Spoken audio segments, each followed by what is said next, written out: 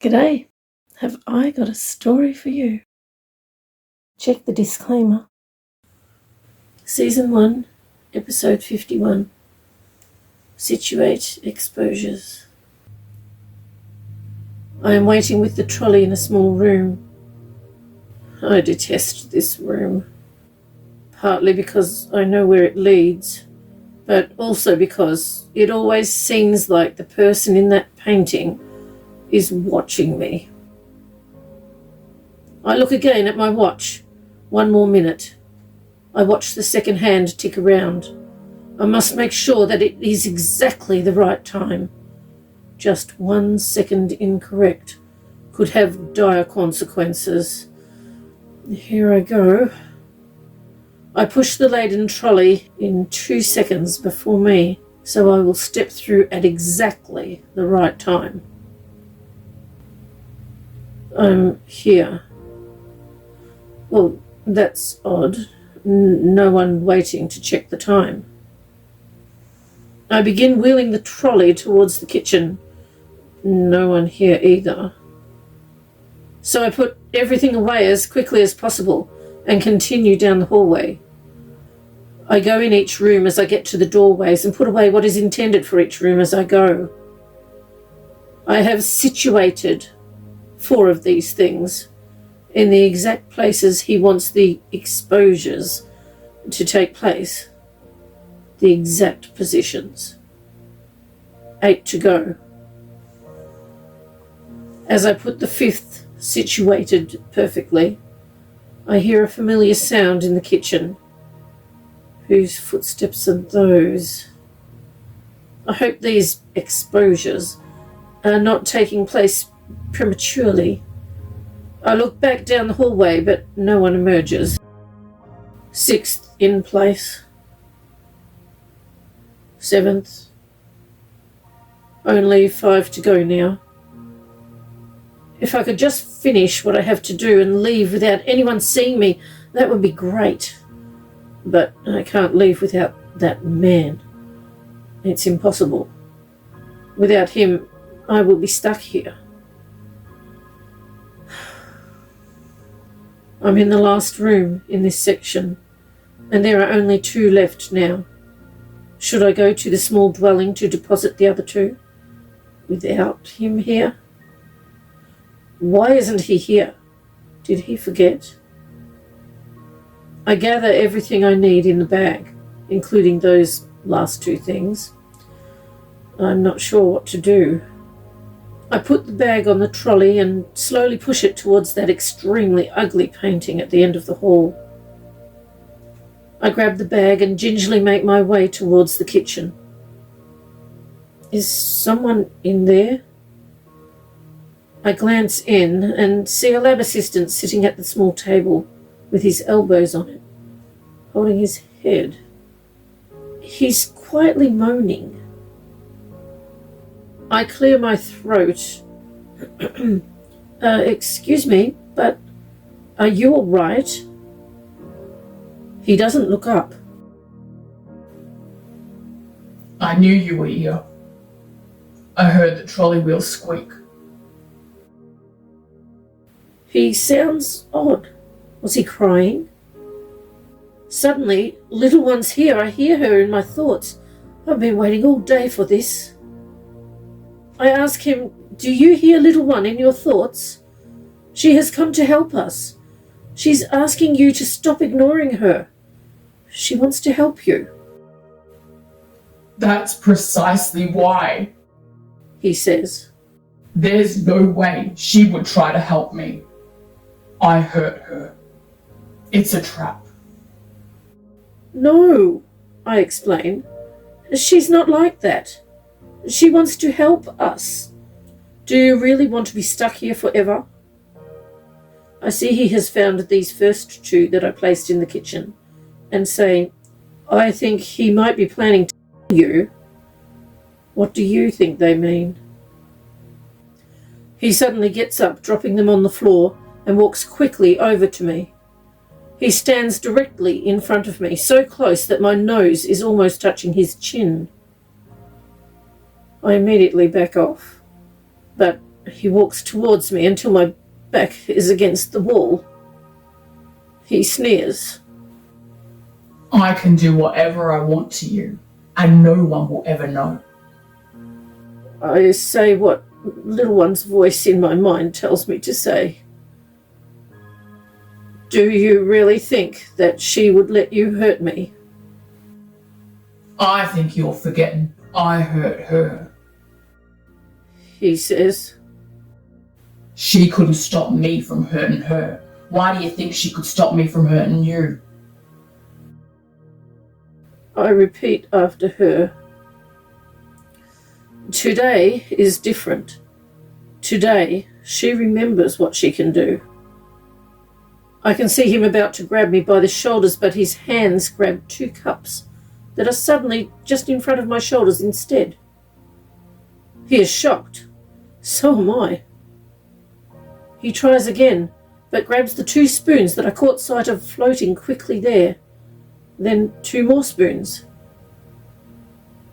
Just when I think he's finished and returning to the chair, he suddenly turns around and I see 2 plates fly at lightning speed to guard my shoulders. Oh, I almost laughed. It was so comical. Oh, but not really time for laughter. I hear what little one is saying to him in his thoughts, and it seems like he is listening this time.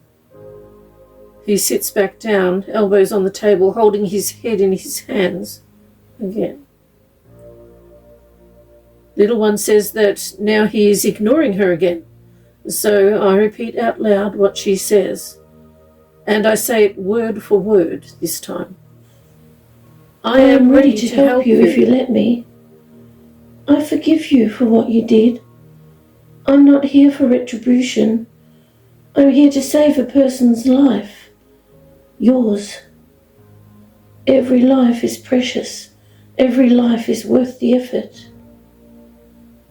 Claude, your life is precious. Your life is worth the effort. He is sobbing uncontrollably. I wait a minute, then let him know that I have 2 more of those things to put in his small dwelling. Then I'll be back. He gets up and says, I'll come with you. I get the last 2 situated, with their stems crossed over in the middle on his bed, while he packs a bag. We both return together and reposition the 2 in the kitchen. Little one asks me to wait. What for?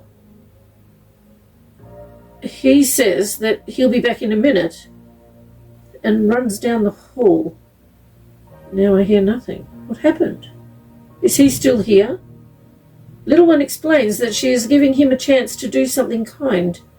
It's been a long time since he has shown any kindness. A few minutes seem a lot longer in situations like this. Eventually, I hear footsteps. Is someone with him? 2 men enter the kitchen, and he picks up his bag. A portal appears on the kitchen mat, and as they both step through, I hear him call out, Thank you, Margaret. I was about to step through after them, but little one's voice asks me to wait and says that everything is almost ready. I pull the mat forward as she asked me to, and the portal is gone. Immediately I hear the unmistakable sound of the portal where I entered. Oh no, he's here. Little one assures me in my thoughts that everything will be fine. I hear footsteps down the hall and the mangler sees me. Oh, he grins. I will never get used to that. He asked me if I was able to situate them all to ensure maximum exposures, including 2 in the dwelling. I immediately stand and say, Yes, sir. He seems elated. I'm glad I won't be here when he discovers the 2 lab assistants gone. He walks me to the end of the hall where I left my trolley. Isn't he going to say something awful? He's not saying anything, but he looks deep in thought. I need her out of here. Claude can't know how the exposures were situated. He has to come upon them alone for maximum impact. He will be so afraid, knowing what is coming. He brought this on himself. He deserves everything coming to him. Do I deserve this? Do I deserve worse? No! Claude disobeyed me. Do others disobey me? Claude broke my rules. How many others break my rules? No one. I'm in control. The mangler puts his arm into the big painting, and I push my trolley through ahead of me. This portal only works when it detects his DNA, and little one wonders if it detects certain thought patterns as well, since it doesn't work when he is asleep. I'm glad he didn't ask me if I was seen in the dwelling. I really thought he might. In my mind, I think, now what? Little one tells me her plans for the day, and I am looking forward to the last portal when I will step through. What about my children? She didn't mention them. I listen to everything she says in my thoughts and do everything she asks. This is so exciting. Going to different levels, pulling open cages and doors that are miraculously unlocked, helping people, all who know that I'm coming to rescue them. The look on their faces, it's amazing. I look in one of the Candy Girl programming rooms through the viewing pane. It has 6 girls, all with headphones on. They're usually slumped down on their chairs, but these girls are sitting up straight and not tied to the chairs like they usually are. I walk to the door, and all 6 girls take their headphones off and are standing, looking up at me as I open the door. They race out the door ahead of me, and I hear little one in my thoughts say to turn left and wait behind the 3rd door on the right. I was going to tell them, but as I turn the corner I see they are gone. Was this the plan? Where are they? I get to the 3rd door and see that all 6 girls are already here. We wait for the people who just stepped out of the elevator to pass. Then all 7 of us run to the elevator. I hope that wherever they're going, someone gives them some clothes. The portal opens, and they are gone. I press level 12 and continue to help people escape. I wonder if Stella is doing the same. It seems that for many of them, until they see me, they are not sure if little one's voice is real. It's like they need to physically see and hear someone mention little one's voice in their minds so they can believe it is really happening. I look at my watch. It has only been 40 minutes, but it seems like hours to me, although I'm not tired at all. Only 2 more. 3 people on level 8. Then I go to Stella on level 1, and it will be my turn. I get out of the elevator on level 2, and as I walk quickly up the steps as instructed, I wonder again, what about my children? I hear little one say clearly in my thoughts, "They have not been forgotten." I feel tears welling up in my eyes as I hear her say, "Keep walking, you're nearly there." I get to the top of the stairs, and Stella is suddenly there, grabbing my arm. Oh dear, I feel faint. Stella whispers, "You have to stay conscious. I can't carry you."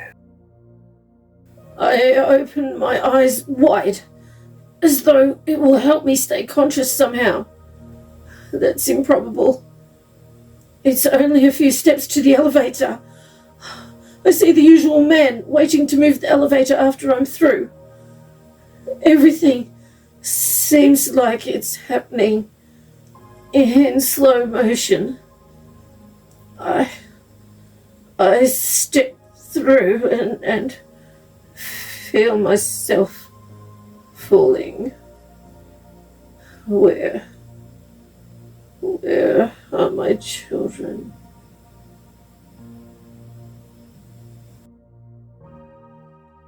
Gracie continues. What do you mean? I ask the woman. I don't have a mother. She's giving birth to me. She squats down in front of me and says, Do you hear the child's voice in your mind? I nod, and she continues. Listen, and she will tell you everything.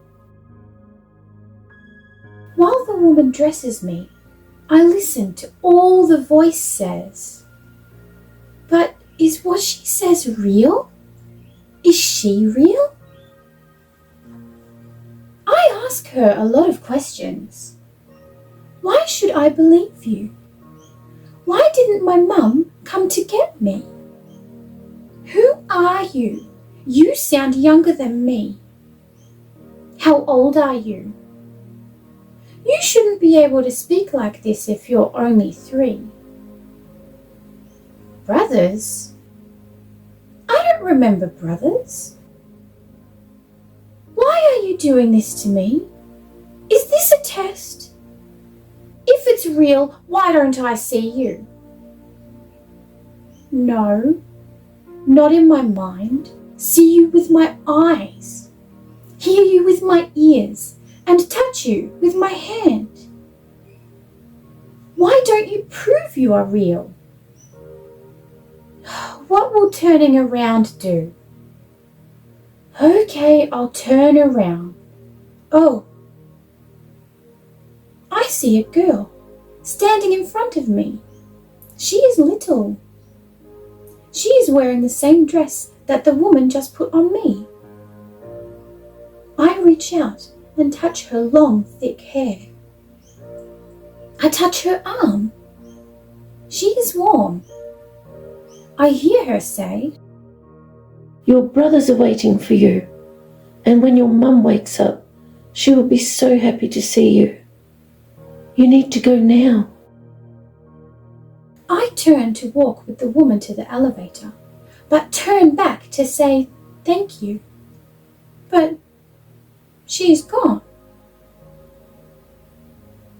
A woman continues. I put a pretty dress on the little girl. We are about to leave, but she turns around and says, Thank you. Who is she thanking? I hope this little girl is okay. I hear in my mind, She is okay. She just saw me in her thoughts, that's all. I nod to the man waiting to move the elevator after we're gone. The moment we step out on the other side, she asks, Where is my mother? I want to be with her when she wakes. The woman waiting with 2 boys, who are both facing the other way, quickly puts the dress she is holding down and tells the boys that it's okay, she is wearing clothes. The 2 taller boys turn around and smile at her shyly.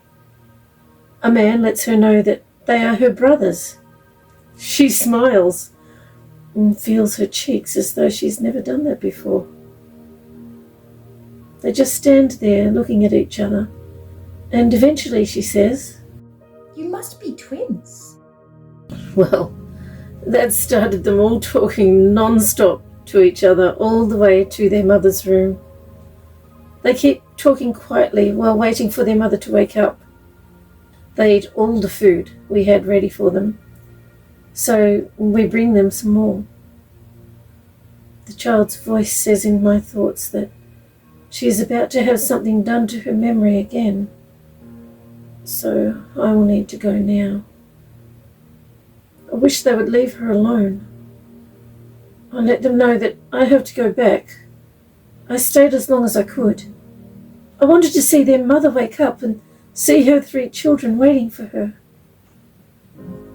The little girl takes my hand and looks up at me.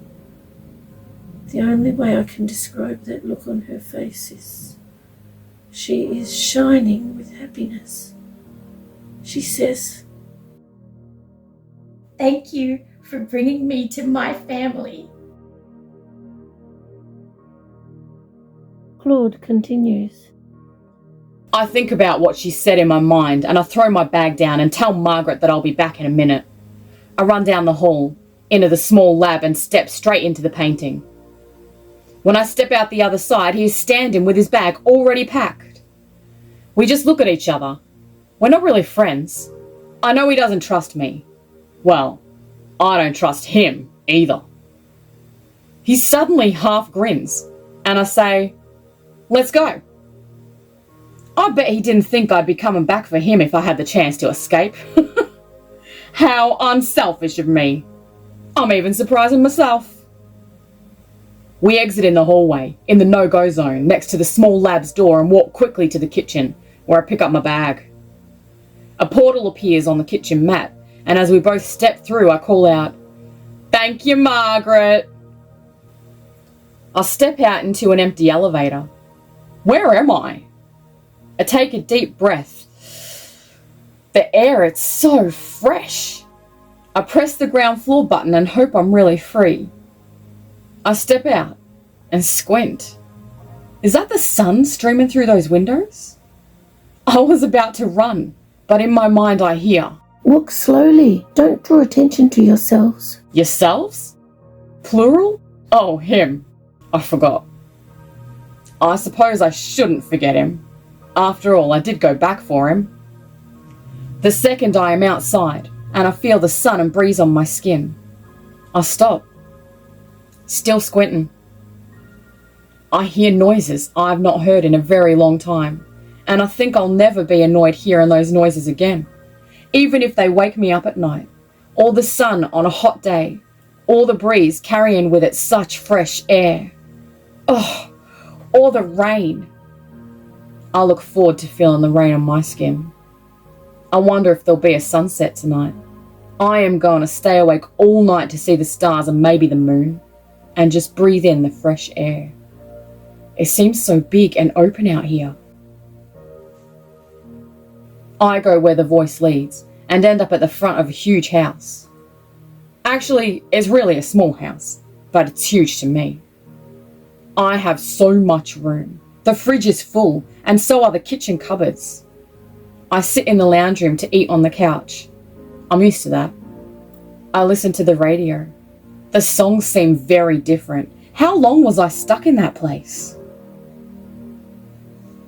There is a newspaper on the coffee table. The date. I've been gone so much longer than I thought.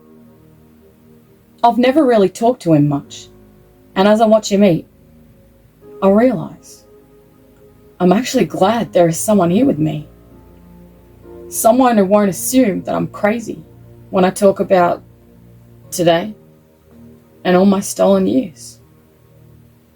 This food tastes so good. I keep eating and listening to the radio. I finish everything on my plate, lean back and close my eyes. I can't imagine feeling better than this. After a while, I sit up, and when I open my eyes, I see him looking at me. He smiles.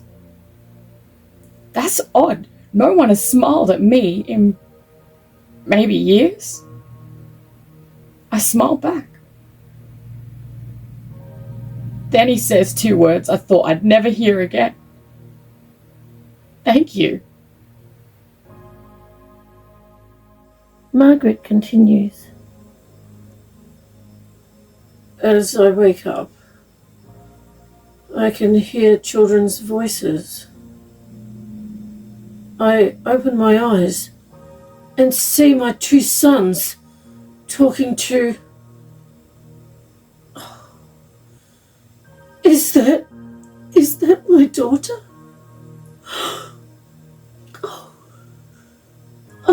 really still, taking everything in.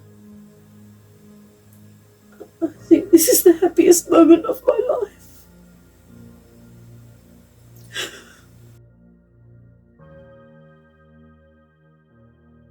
Thank you so much for joining us with the cuppa. We appreciate your company.